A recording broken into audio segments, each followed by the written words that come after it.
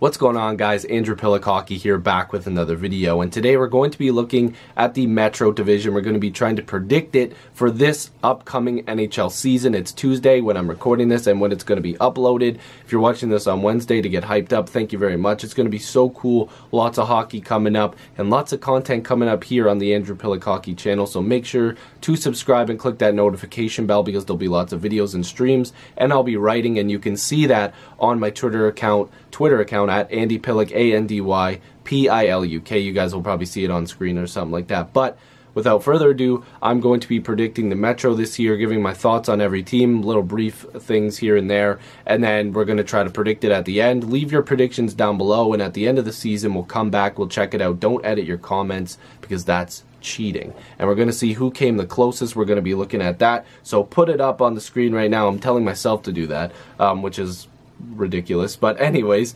we're going to be looking at the standings. So last year, of course, the defending Stanley Cup champion Washington Capitals had 105 points, Pittsburgh had 100, Philadelphia had 98, Columbus had 97, New Jersey had 97, Carolina had 83, the Islanders had 80, and the Rangers had 77. So we'll start off with the Rangers. This is a rebuilding squad, but what a lot of people don't realize is they actually have a lot of really good pieces. I mean, you have Henrik Lundqvist in net, one of the guys that just refuses to lose. He just loves to win. He's going to be in goal for them, of course. You've got Shattenkirk on that blue line. You got Shea on that blue line. They've got some pieces there. And on the forward group, you've got Nemesnikov. I think Spooner's still there. Zuccarello, Kreider. There's a lot of pieces. I mean, VC's still there, but they are rebuilding. They've got a lot of new names that are going to be coming in this year. But the Rangers could win some hockey games. Do I think they're going to be towards the top of the standings? No. But with a good goaltender and a healthy lineup, you never know where they could be towards the end of the season. But it's looking more and more that they might sell off part of their team to make sure that they get the best for a rebuild. In my eyes, they don't look too bad right now. They're probably in the middle stages, but if they want to acquire more young pieces, they might have to sell off some of their older players. The New York Islanders, of course, lost John Tavares. Here's the thing. I was trying to train myself to say Tavares, but it's actually Tavares, and I was saying it right the whole time, and people told me I was wrong. Tavares. I'm right. Thank God. They lost John Tavares. That sucks. They bring in Lou Lamoriello. He brings in some pieces, some good ones, some bad ones. Robin Lehner is in net, and we heard about his story recently. Salute to you, Robin Lehner, for coming forward with all that stuff like that. I hope he has a great season this year and stays healthy. I'm going to knock on wood for Robin Lehner. Even though before for some reason, he wasn't one of my favorite goalies. But again, everybody has their favorites. I just hope the guy does good this season. They brought in guys from the Leafs like Matt Martin and Leo Komarov, which I definitely don't think was a good idea for them. But Lou loves to have these great guys, these guys that, you know, fight hard for the puck, which I guess is good. But they still have really good pieces there when it comes to scoring. Barzal is there, Beauvillier is there, Anders Lee, you've got Eberle there. They've got a good amount of pieces that they can still be a competitive team. Their goaltending could be an issue if Leonard doesn't work out or if their blue line gets worse. This team is just not the greatest. I'm sorry, they're just not that great. This season, I don't expect them to be very good.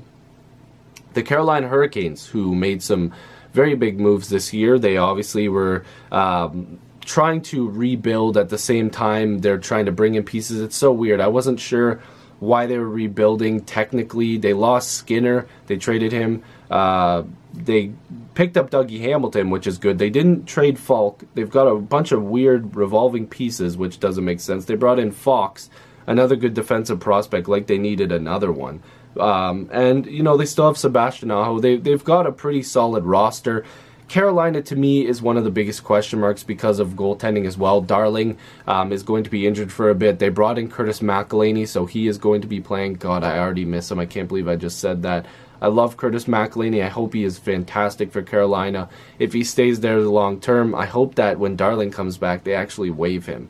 And that sounds really cruel of me, but I think the Leafs would actually probably try to claim him again. So hopefully Mac comes back to Toronto, but I wish him the best in Carolina. Next, the New Jersey Devils, a team that I think a lot of people were getting behind last season because they were a pretty fun story. Taylor Hall had one of the best seasons I've ever seen. in my life. I really loved watching Taylor Hall. He was the MVP, a great, great hockey player. Nico Hischier is going to be real good. It's always good to see Brian Boyle play hockey. I love the guy. They've got a pretty solid blue line. Of course, they're good in goal with Corey Schneider. I want this team to perform this year. I think that the way that they came together last year and played really good, mainly because of Taylor Hall, of course. He was just a driving force. I really like Vatanen on that blue line as well. I think that he's an underrated piece. I hope that he takes another step this year because he always could take another step. That was a big trade for them, getting rid of Henrique. Obviously, that one was a while ago. But again, it just goes back to Taylor Hall. If he has a lot of success, I believe that this New Jersey Devils team will have success. The Columbus Blue Jackets, another team where they've just had a lot of weird storylines happen to them. We heard that Seth Jones will be out for a little bit of time, which of course sucks because he's a fantastic piece for that team. But they still have a lot of storylines too. Bobrovsky is going to be a free agent. Panarin is going to be a guy that gets looked at for free agency. So this is a big year for them. They've got to make sure that they're winning hockey games. They still have a very, very competitive team. And again, it's much like the Devils. I feel like the offense has to go through Panarin. If he wants to stay with Columbus, which I feel like it's a good fit, the guy just put up a ton of points, and it just seems to work. Their blue line is good, of course.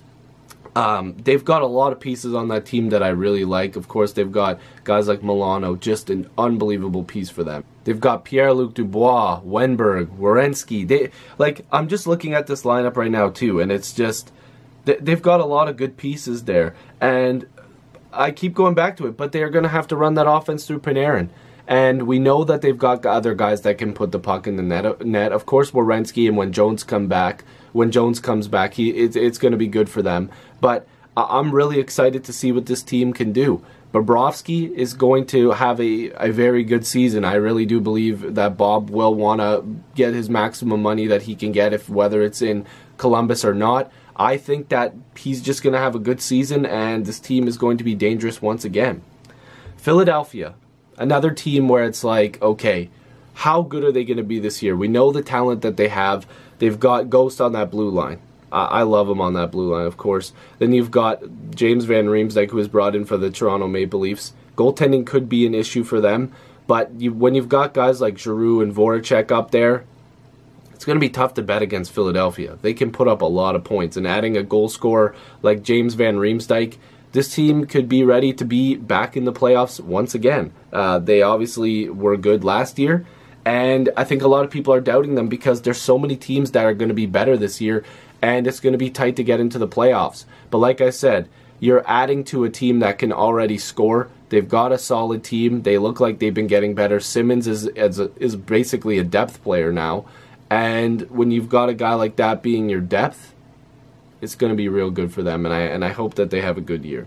Pittsburgh, you always are going to have that three-headed monster, Malkin, Crosby, Kessel. They're all going to put up a lot of points. And I was puzzled to see that a reporter had said that Kessel needed to have a bounce-back year this year after putting up over 90 points. That doesn't make sense to me. But whatever. Murray is going to have to take another step this year. I want him to prove that he was no fluke after 2 Stanley Cups, basically in a couple of years, which is just ridiculous. Technically, as a rookie, he had 2 cups because he just came in the playoffs. So, unreal. Just unbelievable. And then, of course, the next year he took over. But this Pittsburgh team is always going to be good. Letang is always going to provide them with what they need on the blue line. Hopefully, again, I mean, he is getting up there. Everybody is getting up there a little bit in age. But this Pittsburgh team just has so much depth to that scoring. Hornqvist as well. They're going to be a team to look out for again, and nobody's surprised by that. And the Washington Capitals, the defending Stanley Cup champions. Alexander Ovechkin is going to have an amazing season, and I'll tell you why. The reason I believe that is because the pressure's off now. He got his Stanley Cup, and he can just do what he does, and that's score a ton of goals. Would he like to go back-to-back? Hell yeah, I think any team would. It's going to be very difficult, but I think Alexander Ovechkin now has no pressure on him. He knows what he needs to do, and that's just continue to lead his team in scoring and to put that puck in the back of the net when he needs to. And he's clutch. The guy just scores. You've still got Backstrom, you still got Oshie, you still got all that firepower on the blue line end in their offensive side of their game as well. Like I mentioned, in goal, you still got Braden Holtby, who's going to be a soldier. He's going to be solid for you. He had a rough regular season, but picked it up again in the postseason, and they got the Stanley Cup victory. So now it's time where I predict. This is where I try to predict which teams will be where, and this is very difficult because this is a tough division. So, oh man, I'm going to have Washington number 1 again. I'm going to have Washington number 1. I'm going to have Pittsburgh 2. My gut feeling says Columbus 3. Philadelphia 4. New Jersey 5.